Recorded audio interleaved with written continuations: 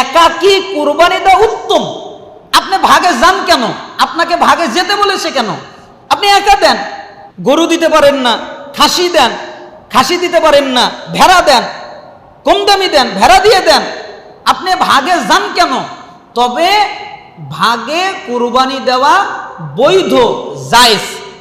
জনক একজন আলেম, আরেকদিনকে আমি শুনলাম একটা আলোচনায় যে ইবনে উমার রাদিয়াল্লাহু আনহু ভাগে কুরবানির বিপক্ষে, অথচ আমরা যদি হাদিস তালাশ করি বা সাহাবীদের পদ্ধতি এবং তাদের কুরবানির জীবন তালাশ করি, তাহলে দেখব যে ভাগে কুরবানির বৈধতা তাদের জীবনে রয়েছে।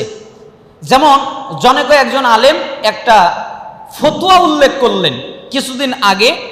তিনি বললেন যে ইবনে উমার সাবি, তাকে এসে জিজ্ঞেস করলো যে উট বা গরুতে কি 7 জন ভাগ দেওয়া যায়? তখন ইবনে উমার বললেন, তার কি 7টা আত্মা আছে? আচ্ছা, গরুর কি 7টা আত্মা আছে? উটের কি 7টা আত্মা আছে? এই কথা বলে ইবনে উমার নাকচ করলেন। এরপরে তিনি তার আলোকে ফতোয়া দিলেন যে এই ফতোয়া দ্বারা জানা যায় ভাগে কুরবানি জায়েজ নয়, এই জন্য একাকী দিতে হবে। আমি খুব দুঃখ ভারাক্রান্ত হৃদয়ে দেখলাম যে একজন আলেম মানুষ কিভাবে একটা হাদিসের একটা অংশ বলে আর একটা অংশ রেখে দেয়। আমাদের সমাজে দেখা যায় আমরা বিভিন্ন মাসালায়, বিভিন্ন ফতোয়ায় অনেক যারা গোপনকারী তারা কিন্তু অনেক সময় একটা অংশ রাখে আর একটা অংশ ছাড়ে। যেই হাদিসটা মুসনাদে আহমদে ইমাম হাইসামি রহিমাহুল্লাহ হাদিসের রিজাল তথা রাবিগণ যারা রয়েছেন তাদেরকে সিকা বলেছেন, সহি বলেছেন। বুখারী মুসলিমের মতোই, বুখারী মুসলিমের গ্রন্থের রাবি যেরকম, ওই বর্ণনার রাবিগণ শক্তিশালী। এবং মাজমাবুজ জাওয়ায়েদের 3য় খণ্ডের 226 পৃষ্ঠায় এই হাদিসটা রয়েছে। আমি সম্পূর্ণটা পড়ে শোনাই। আন শাবি ক্বাল, শাবি হতে বর্ণিত, তিনি বলেন, সাআলতু ইবনে ওমর, আমি ইবনে উমারকে প্রশ্ন করলাম, কুলতু আল জাজুরু ওয়াল বাকরাতু তুজজিউ আন সাবাতিন, উট ও গরু কি 7 জনের পক্ষ থেকে কুরবানি দেওয়া যাবে? অর্থাৎ একটা উটে কি 7 জন, একটা গরুতে কি 7 জন কুরবানি দিতে পারবে? কলা, তখন তিনি বললেন, ইয়া শাবি ওয়ালাহা সাবআতু আনফুস, হে শাবি, তার কি 7টা আত্মা আছে? অর্থাৎ তুমি কি বলতে চাচ্ছ যে গরুর 7টা আত্মা আছে বা উটের 7টা আত্মা আছে, এ কথা কি বলছো? এই পর্যন্ত। এরপরে শাবি আবার কথা শুরু করলেন।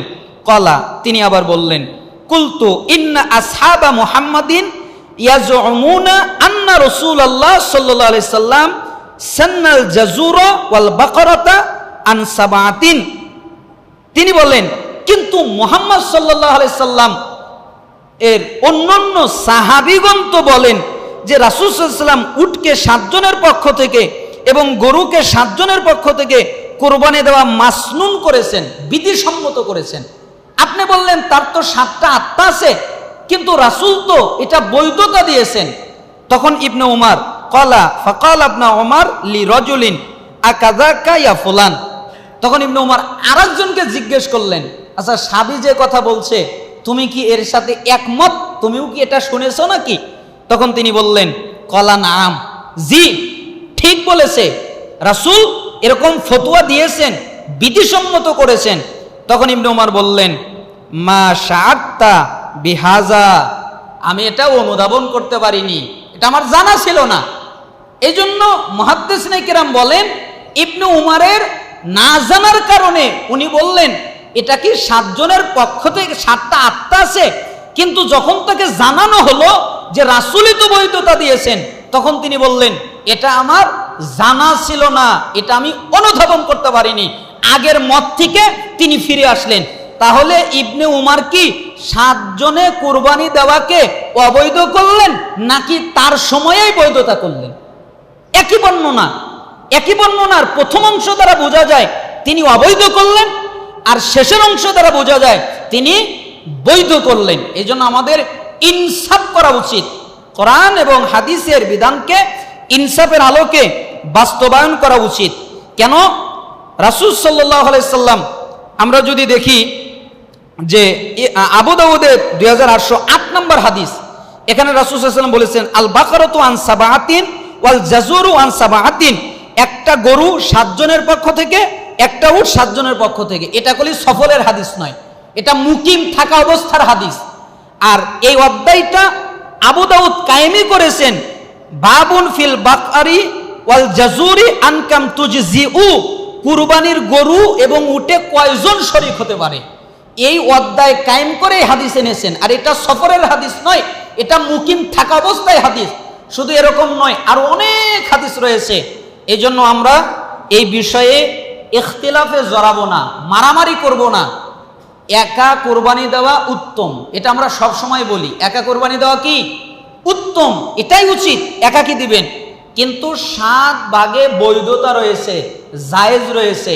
আমরা কখনো ইনসাফের বাইরে যেতে পারি না। এবং সৌদি আরবের সর্বোচ্চ উলামা পরিষদ তারাও এই ফতোয়া দিয়েছেন যে 7 ভাগে বৈধতা রয়েছে।